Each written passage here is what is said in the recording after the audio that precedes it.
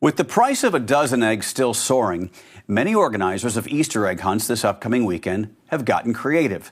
They are substituting potatoes for eggs. And once you color them, is there really a noticeable difference?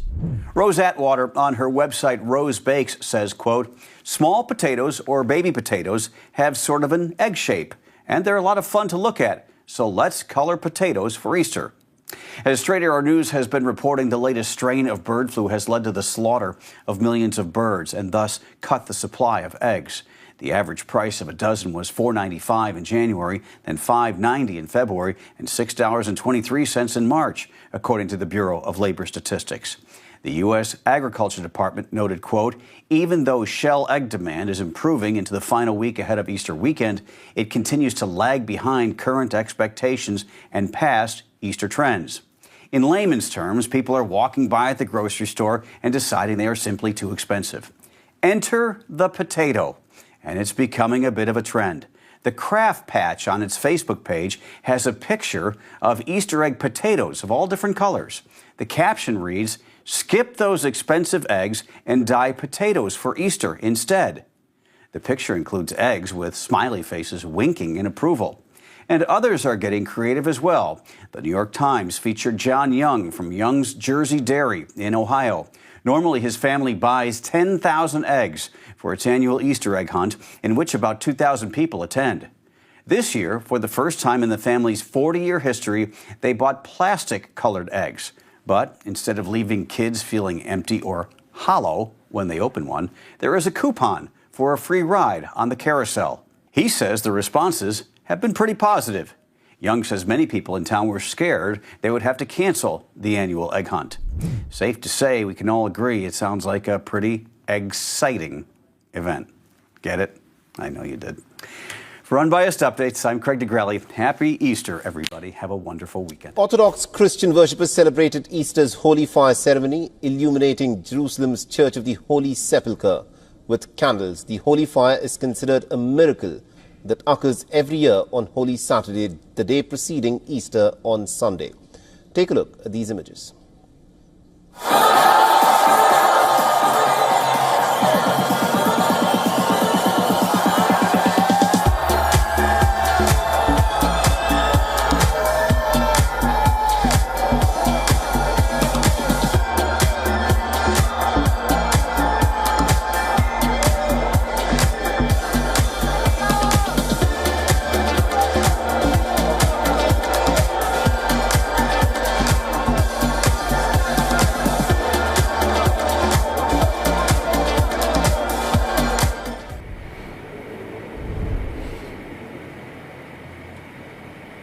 Hey guys, so what's been confirmed so far is that a plane did crash into the North Platte River just south of Fremont. A source close to me said that it is likely that there are multiple deaths, but that has not been confirmed yet.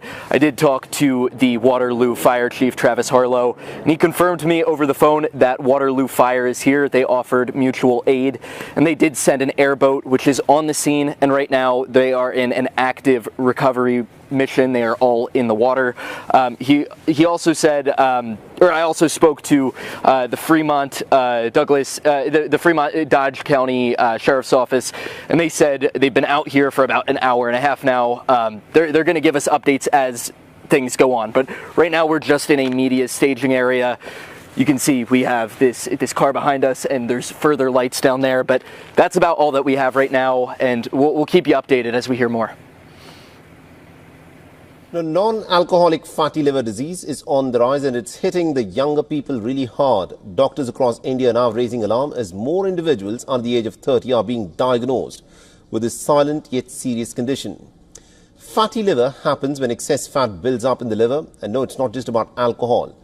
Top gastroenterologist says that the main culprits are sedentary lifestyles, fast food, processed snacks and sugary drinks. Obesity, stress, sleep issues and also a lack of exercise are making the young bodies very vulnerable to a disease that was once seen only in older adults. Now, experts warn that most people don't even know that they have it because there are no early symptoms, but the damage builds up pretty quietly and can lead to liver fibrosis and even a liver failure. But the good news is that it's preventable. All you need to do is you need to eat clean, Move around daily, sleep well, and also stay off sugar if you can. Lose the extra weight, avoid alcohol, and get your cholesterol checked.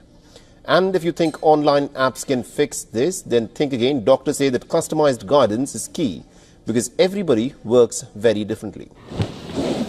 In a major operation led by the Economic and Organized Crime Office in Ghana, 219 people, mostly foreigners, have been rescued from a suspected human trafficking and cybercrime ring operating out of Oyarifa, a suburb of Accra. The victims, lured into Ghana with promises of jobs and better opportunities, were instead subjected to forced confinement and exploitation. Ghana's authorities are now working closely with other security agencies and international partners to repatriate victims and dismantle the wider criminal network. 219 people were arrested at Kunsak Estates in Oyarifa. The victims were lured into the country by the suspects, ostensibly to give them lucrative jobs in Ghana. Some had been confined for over a year, and one victim from Nigeria revealed he was given just one meal a day. We work under fraudster movement. So I don't have any other solution because we are not meant to go outside. We always stay inside our rooms. So I've been in Ghana for 1 year now. I don't have any other solution and any other determination. It's just to hustle and pray to God for my own rescue. Recovered from the scene were numerous laptops, internet routers, food items, and other tools believed to be used in online scams. Authorities have begun a thorough screening process to separate victims from the suspects and minors from adults, with support from the Nigerian High Commission and other stakeholders. Whilst the screening was going on, the Nigerian High Commission visited us, and then he met with the victims and the suspects, and then he admonished them to cooperate with the... Repatriation plans are currently underway for victims, particularly those from Nigeria, while similar operations are being rolled out in other locations to dismantle what authorities call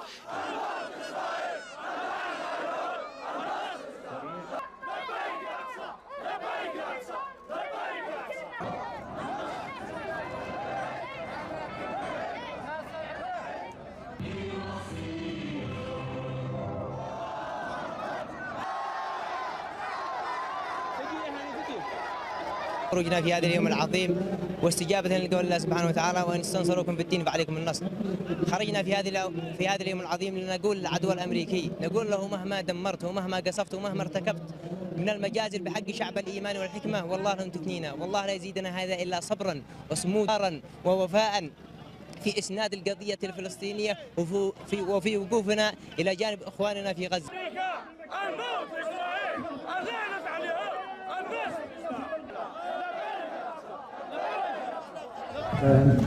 Secretary Rubio said that the U.S. will have to figure out whether a deal can be done between Russia and Ukraine in a matter of days, or you will just move on. Yeah, very shortly. How many days is that? No specific number of days, but quickly. We want to get it done. If for some reason one of the two parties makes it very difficult, we're just going to say you're foolish, you're fools, you're horrible people, and we're going to just take a pass. But hopefully we won't have to do that. No, Marco is right in saying it. We want to see it end. Think of it. Every day, a lot of people are being killed as we talk about, as they play games. So we're not going to take that, and we'll see. I think we have a good chance of solving the problem, however. Yeah. Are you prepared to walk away completely from these efforts and these talks? Well, I don't want to say that, but we want to see it end. We want to see it end, yeah. Do you think Russia's playing you? No, nobody's playing me. I'm trying to help. My whole life has been one big negotiation, and I know when people are playing us, and I know when they're not, and I have to see an enthusiasm to want to end it. And I think I see that enthusiasm. I think I see it from both sides. Nobody's playing anybody. We are going to see if we can get it done. I think we have a really good chance of getting it done, and it's coming to a head right now. Taking a pretty firm stand on mob attacks on KFC restaurants in the country, the Pakistani government has said that targeting a foreign company is simply unacceptable and will not be tolerated. Addressing a press conference, Pakistan's Interior Minister Talal Chaudhary said that the state has responsibility to protect both local and foreign investors. and any attack on these businesses will be treated as an act of terror.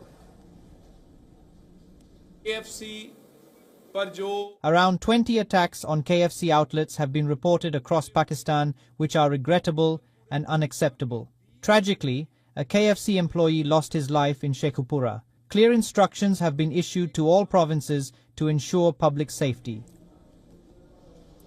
The minister has also pointed out that global food chains like KFC have invested about $100 million in Pakistan and will pay all their due taxes, unlike local businesses that evade taxes. Further, he's added that about 25,000 families depend on KFC for their income. This comes after one person was killed following violent protests that targeted the American food giant KFC. The minister said that over 145 people have been arrested so far. A 45-year-old kitchen staff member at KFC was shot on the 14th of April during one of the protests in the city of Sheikhupura on the outskirts of Lahore. The videos of social media showed mobs armed with iron rods entering into the KFC shop and then threatening to burn them down before the police arrived to make arrests.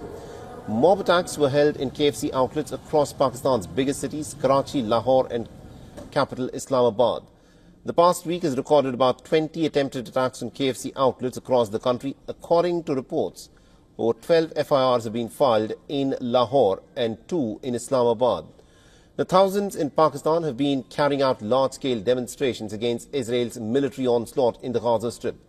With recent incidents of mob attacks coming to light, police is ramping up security on KFC outlets in all major cities.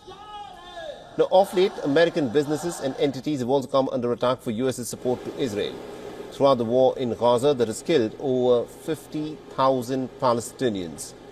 Now, the Israeli and the American businesses that are supportive of Israel have been facing mass boycotts in Pakistan. As trade tensions rise between the US and China, Brazil is stepping forward as a new global leader in food security. On Thursday, representatives from BRICS nations gathered in Brasilia for a meeting of agriculture ministers discussing cooperation, sustainable development, land restoration and expanding trade within the bloc. May the cooperation between our countries strengthen peace, prosperity and global food sovereignty. Favaro highlighted Brazil's expanding role as a reliable food supplier, particularly after China's recent suspension of beef imports from nearly 400 US plants. He pointed to Brazil's efforts in sustainability, noting that over 4 million hectares of once degraded land have been restored. In Tehran, Iran's regular army held its annual parade Friday to mark National Army Day, showcasing missiles, drones and military hardware in a display of strength. The event highlights the country's conventional military distinct from the powerful Revolutionary Guard, which operates throughout the region. In air, on ground and at sea, in drones and other necessary equipment that the enemy didn't even think of.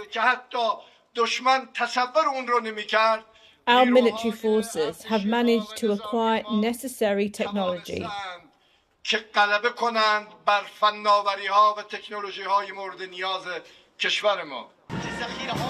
With tensions mounting and uranium enrichment nearing weapons grade levels, Iran has issued warnings about its nuclear capabilities.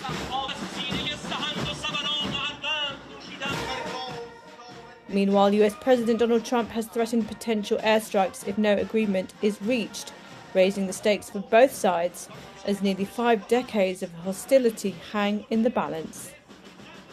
Actively ramping up its military capabilities for combat readiness, Beijing has test-fired a non-nuclear hydrogen bomb. The test comes amid rising tensions in the South China Sea. The test induced a chain reaction that produced fireball exceeding temperatures of 1,000 degrees Celsius. The bomb, developed by China State Shipbuilding Corporation's Research Institute, allows precise control over blast intensity. Researchers say it can spread uniform destruction across vast areas and also carry out a concentrated strike on a single high-value point. Unlike nuclear bombs, the hydrogen bomb uses a material called magnesium hydride that is capable of storing more hydrogen than pressurized tanks. This concentrated ball of mass ignites with minimal ignition energy and unleashes sustained flames of hydrogen gas that race outward rapidly. China is ramping up production of magnesium hydride. Beijing has developed a big factory in Shaanxi that can make 150 tons of this material each year. Apart from military use, the device can also be used to power submarines.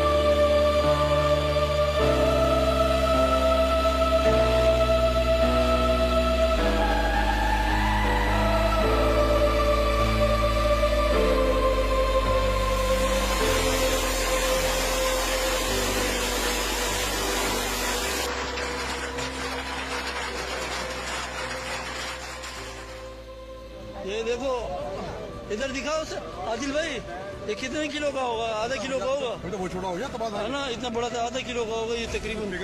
और ये देखो इधर दिखाना भाई, ये देख किधर दिखा, हो ये सारे गिरे, ये देखो, ये देखो, ये इतने बड़े बड़े वाले गिरे, यकीन करो ये